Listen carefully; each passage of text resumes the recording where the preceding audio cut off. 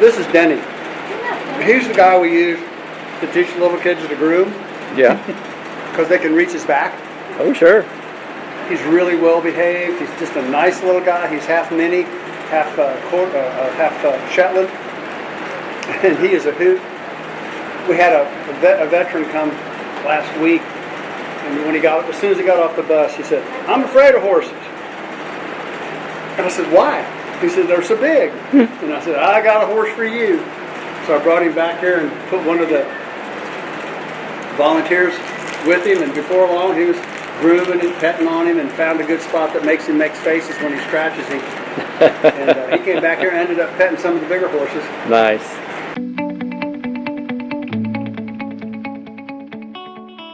Madison County Live and Good News is brought to you by these great sponsors. My name is Cheryl Martin, and I'm the founder of the Kentucky Foothills Therapeutic Horsemanship Center. And my name's Mark Martin. I'm the co-founder and spouse of Cheryl Martin, co-founder of Kentucky Foothills Therapeutic Horsemanship Center. All right, so who wants to tell us kind of where the idea started from? How did this get started? Well, I was a contractor with the Kentucky Early Intervention System, and I did home visits with children birth to 3 with disabilities. And I was at a meeting, an individualized family service plan meeting with a couple other service providers, and they were talking about this child that they were working with who had horses, and they were putting him on horses and doing therapy on the horseback. And I thought, holy cow, I've got horses, and I need to find out more about this. So the word that I knew was hippotherapy, so I Googled hippotherapy. That took me to the North American Riding for the Handicapped Association website, and I started the process of becoming an instructor for NARA, which is now the Professional Association of Therapeutic Horsemanship.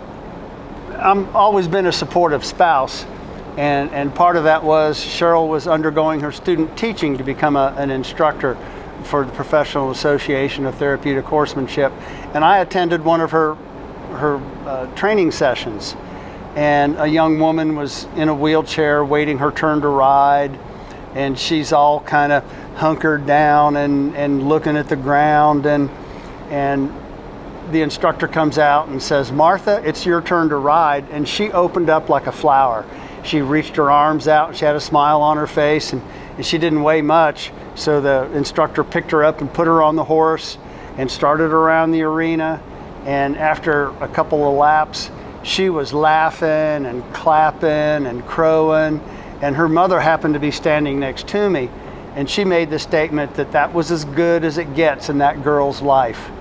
And I thought, holy cow, that's really transitional, seeing it happen one time. It really moved me, and I thought, what if we could do it 1,000 times or maybe 10,000 times? So on the way home from Central Kentucky Riding for Hope, I told Cheryl, I said, it's not going to do for you to be just an instructor. We need to figure out how to start a program of our own. Basically, what we offer is horseback and horsemanship lessons. We teach people about horses and how to communicate with horses and how to ride horses, and just that does so many things. We really can't say that we do therapy because we're not a medical company. We don't do medical procedures like a speech therapist or an occupational therapist or a physical therapist.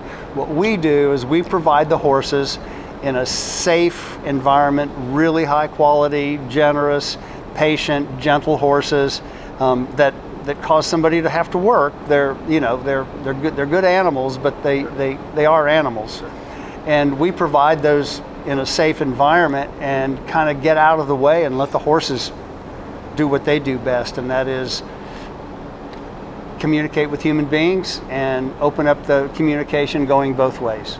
Probably about in 2014, I have 3 girls, and all 3 girls kind of kept, with age differences pretty large, they all kept disappearing and going somewhere and doing something together, which was kind of unusual. So I finally said, what are y'all doing? So we're down here at Calf Tech, we're volunteering. And I said, well, what is Calf Tech? And they said, well, it's therapeutic horse riding, and you need to come down and meet them. And I said, okay. So I came down, and the first person I saw was a young man that had cerebral palsy, and he was on a horse, and I mean he had his issues going on, but he had the biggest smile on his face, and he was king of the world, and it just it went right to my heart. I mean, to see this young man that basically is in a wheelchair, because pretty much he can't walk or anything, can't talk, but he was absolutely having a blast, and they were actually working with him therapy-wise, not just letting him ride. I mean, he was actually having to think and do and on top of the horse. You know, Calf Tech helps people with PTSD. We work heavily with veterans, and we work heavily with people with challenges, children, whether they have autism, whether they have cerebral palsy, blind, physical, mental, doesn't really matter. Horse therapy, these horses, they're rock stars. And they are absolutely, they read the person that they're with, and they understand what's needed. And it's just for them to be able to do that, and we have so many people in this area that think they have to go off somewhere, and actually all of this is right here. And it's a gem that's hidden that we really need to get the word out.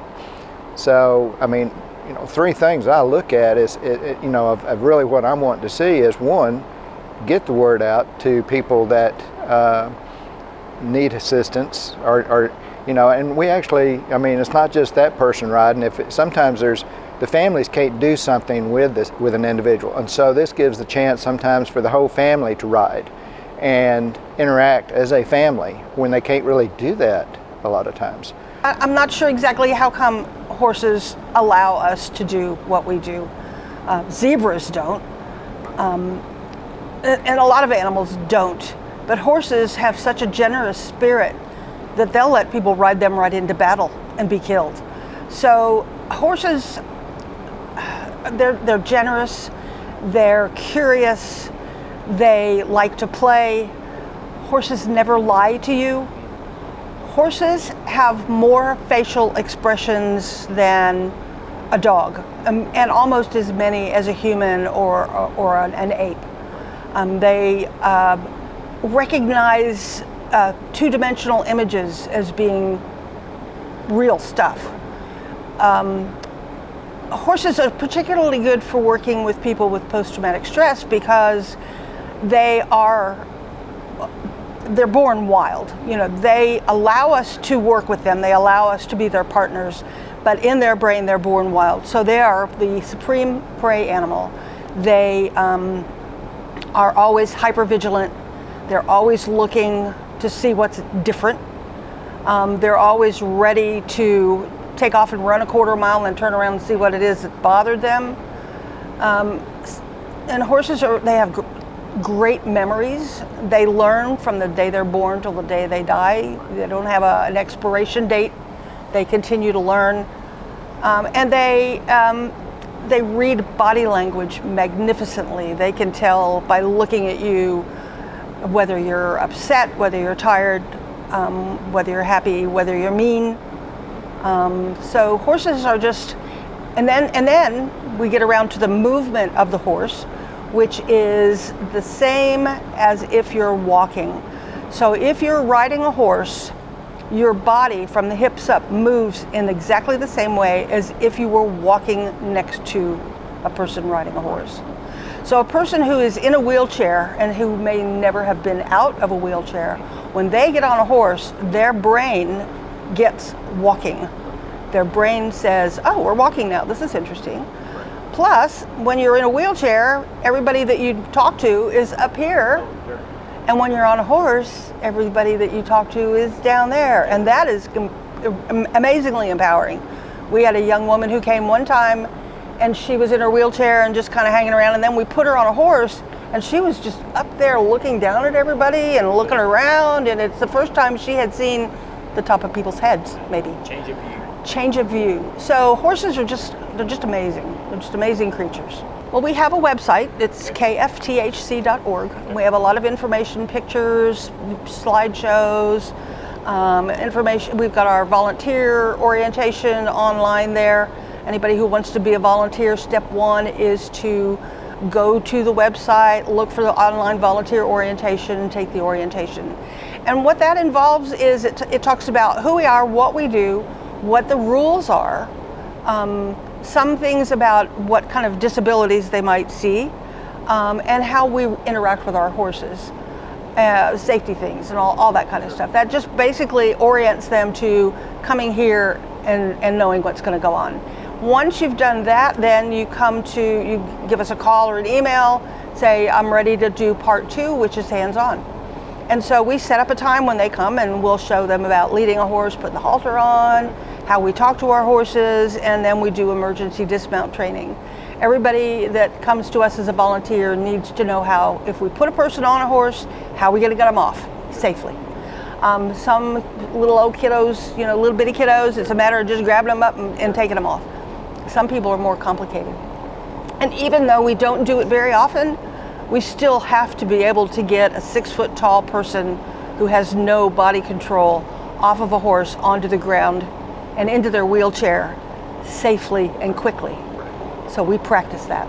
I would like to point out that you don't need to know anything about horses or horsemanship to come volunteer. We will teach you what you need to know. And in some ways, you're better off not knowing anything, so we don't have to untrain you of some unsavory techniques.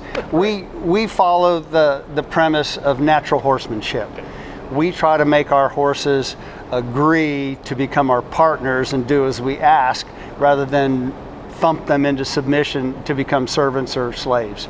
So, the cooperation is important, because, when you're riding with somebody who's got cognitive issues, things can go south in a hurry. So your horse has to be pretty much bomb-proof.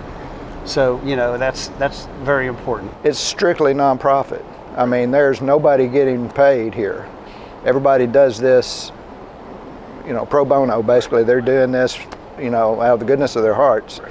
So we need when we still have to feed the horses, we still have to pay the bills. And so we're needing donations also through corporate, through individual.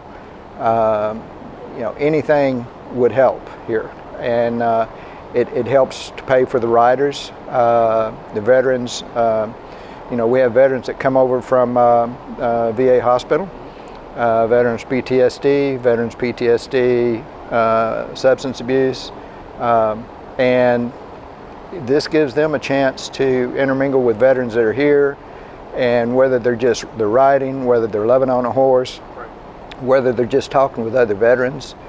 The goal is to keep the veterans involved and to the point where, our goal is to reduce suicide rate, and to help people also recover and move forward with their lives. And this program has done that.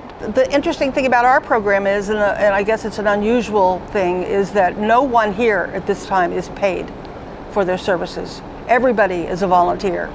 What that means is that the people that are here don't have to be here. They're here. We're all here because we want to be here. We want to be providing these services to the community. It's what makes us happy. We have found that veterans really hook up with horses. We have groups that come from the VA hospital, and there might be a dozen veterans show up to ride, and it's smiles and laughs. And we can't provide a whole learning experience, but we provide horses that know how to ride, and volunteers to help teach the veterans how to ride. But we were real proud of serving our veteran community. And I'd like to point out that veterans don't pay.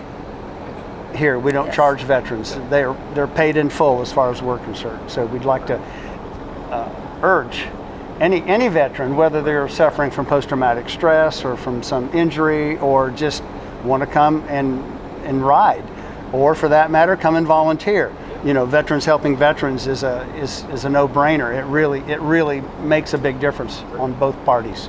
And one of our veterans from years ago said he was volunteering with our kiddos, and he says, he says, this really puts my problems into perspective. He said, I chose my path, but these little fellers didn't have a choice. They're the way they are because that's how they were born. So he had a kind of an epiphany at that moment. This program runs on donations. We do get fees from our riders, but every ride that we provide is subsidized. We figure, based on our calculations of our expenses and our income, that it costs about between $70 and $80 for a ride for a horse, and we don't charge that. We couldn't. Nobody would be able to pay that. We are located, our riding center is at 292 Jacks Creek Road in Richmond. We're right off exit 90 on I-75, where it's a very quick drive off of I-75. More people go too far than not far enough. And you can get a hold of us by emailing us at mykeftech, MYKFTHC, @gmail.com. You can go to the website and contact us that way, or you can call us at our office phone, which is 606-965-2158.